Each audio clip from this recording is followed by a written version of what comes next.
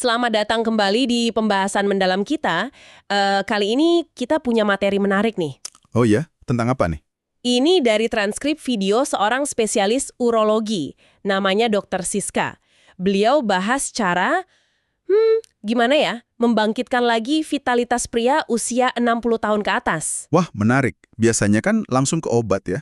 Nah, ini beda. Fokusnya bukan obat, tapi teknik sentuhan. Sederhana aja, di 3 titik kunci pada tubuh. 3 titik kunci? Oke.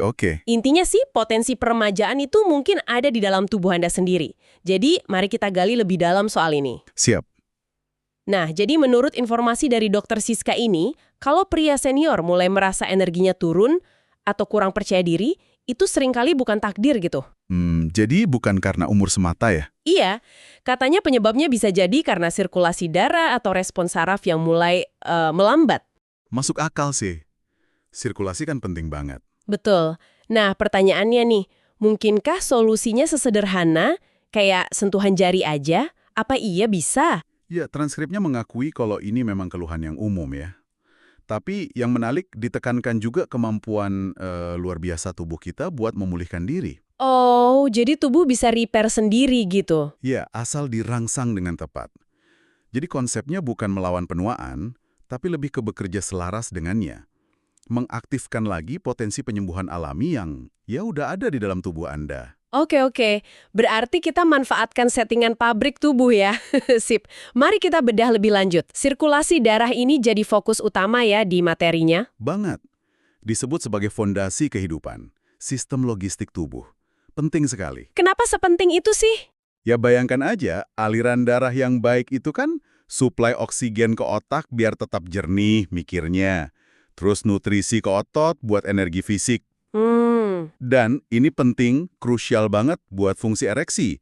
Itu kan pada dasarnya fenomena aliran darah murni. Oh iya, baru kepikiran. Bahkan kesehatan prostat, organ panggul lain, itu juga bergantung sama sirkulasi yang lancar ini. Oke, jadi kuncinya di aliran darah yang lancar ya. Terus gimana hubungannya sama sentuhan tadi? Nah, konsep sentuhan pada titik tertentu yang dijelaskan Dr. Siska ini, akarnya dari prinsip akupresur sebenarnya. Akupresur? Ditekan gitu ya? Iya, idenya tekanan lembut atau stimulasi di area kunci itu bisa memicu respons positif di seluruh sistem. Kayak membangunkan lagi jalur energi dan sirkulasi yang mungkin lagi tertidur. Membangunkan jalur yang tertidur, menarik istilahnya. Intinya, memahami dan bekerja sama dengan sinyal tubuh Anda sendiri. Oke, kita masuk ke titik pertama yang dibahas sumber ini. CV4 atau Guanyuan. Di mana tuh lokasinya? Itu ada di sekitar 4 jari Anda sendiri di bawah pusar, pas di garis tengah tubuh. 4 jari di bawah pusar, garis tengah.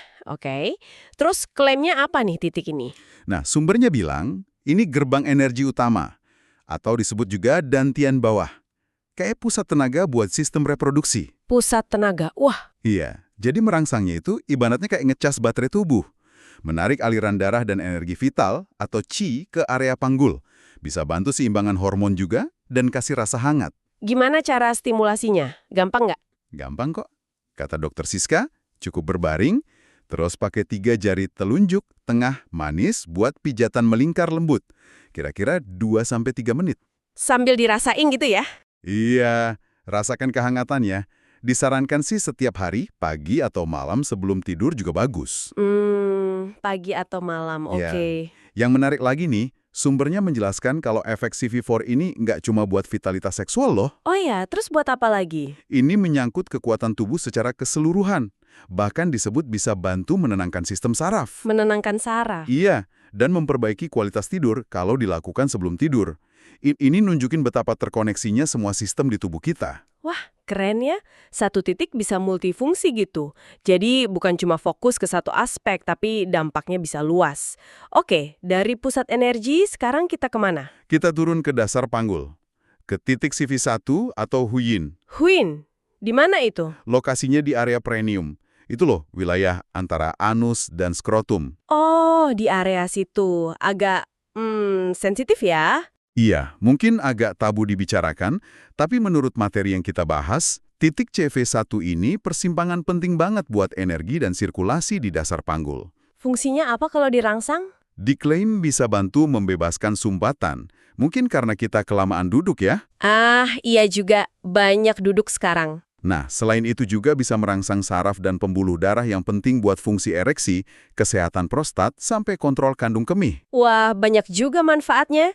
Terus cara stimulasinya gimana nih untuk titik CV1? Kata dokter Siska, duduk tegak di kursi yang agak keras, terus pakai ujung jari tengar buat nekan lembut tapi cukup mantap.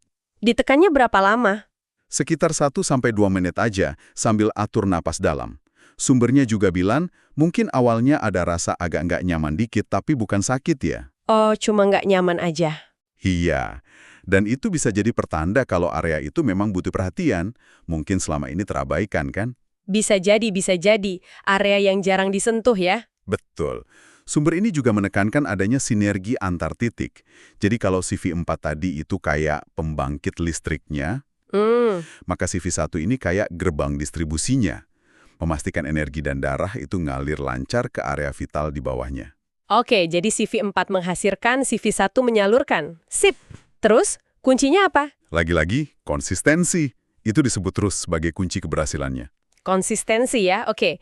Titik ketiga sekarang. Ini katanya beda ya, lebih berupa jalur. Iya, betul. Jalur SP12 Chongmen dan SP13 Fushe. SP12 dan SP13. Di mana itu? Adanya di lipatan paha. Pas di tempat paha ketemu panggul. SP12 itu deket denyut nadi arteri femoralis, nah SP13 sedikit di atasnya. Oh, di selangkangan berarti ya. Kenapa jalur ini penting? Video dokter Siska itu menggambarkannya kayak jalan tol. Jalan tol buat arteri dan saraf femoralis yang menuju ke kaki dan organ vital di bawah. Jalan tol?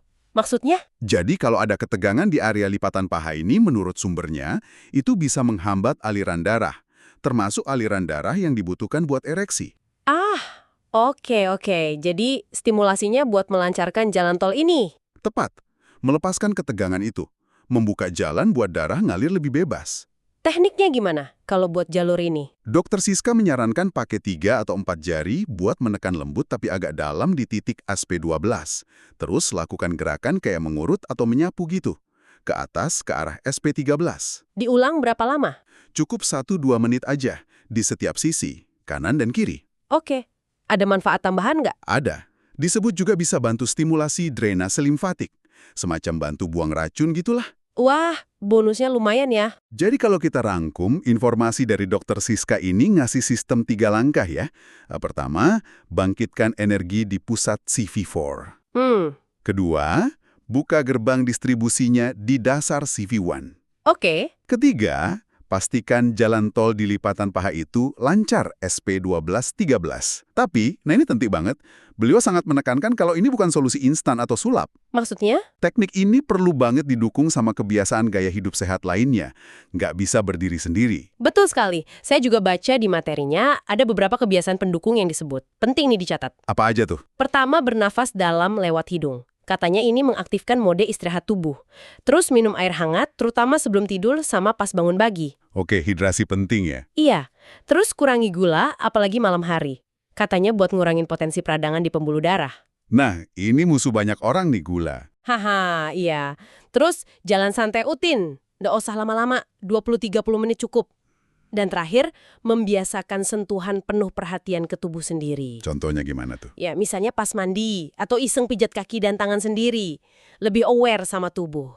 Tapi kunci utamanya, ini diulang-ulang terus di sumbernya. Konsistensi. Ah, iya, itu lagi ya. Iya, kayak pepatah itu loh, air menetes batu berlubang.